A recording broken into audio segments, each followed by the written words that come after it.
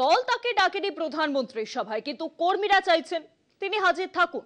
বলছি দিলীপ ঘোষের কথা। কর্মীদের ডাকে সাড়া দিয়েছেন দিলীপ ঘোষ, জানিয়েছেন কর্মী হিসেবেই থাকতে চান মোদিজির সভায়। রাজনৈতিক মহল মনে করছে লড়াইয়ের ময়দানে ঝাঁপিয়ে পড়তে চাইছে দিলীপ ঘোষ, আর তাই 18 জুলাই দুর্গাপুরের জনসভায় থাকতে এবার মরিয়া প্রাক্তন রাজ্য সভাপতি। দলে ফের নিজের গুরুত্ব বাড়াতে কোনো কসুর করবেন না তিনি, এরকমই মনে করছে বিশেষজ্ঞ মহল। অন্যদিকে মোদির হাত ধরেই কি দিশা পাবে বাংলার পদ্ম শিবির, উঠছে এমনও প্রশ্ন।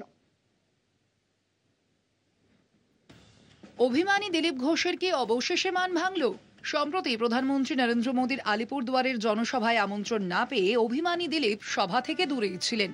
জানিয়েছিলেন তিনি একজন সাধারণ কর্মী, যারা পদাধিকারী তাদের প্রোটোকল মেনে থাকতে হয়।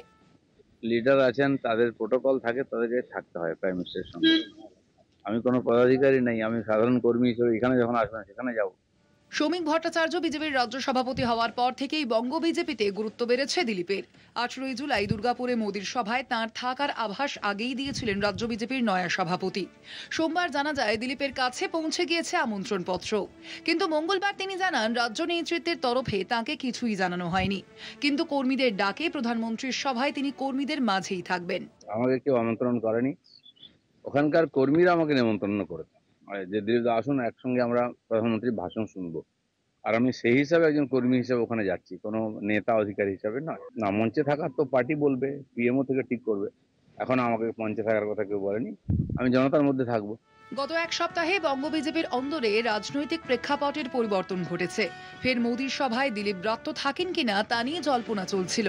দুর্গাপুরের সভায় দিলীপের যাওয়ার সিদ্ধান্তে দলের একাংশের ব্যাখ্যা শুধু কর্মীদের আমন্ত্রণে নয়, কেন্দ্রীয় নেতৃত্বের সবুজ সংকেত পাওয়াতেই মোদির সভায় হাজির থাকার সিদ্ধান্ত।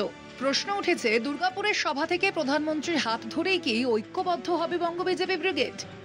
কলকাতা টিভি।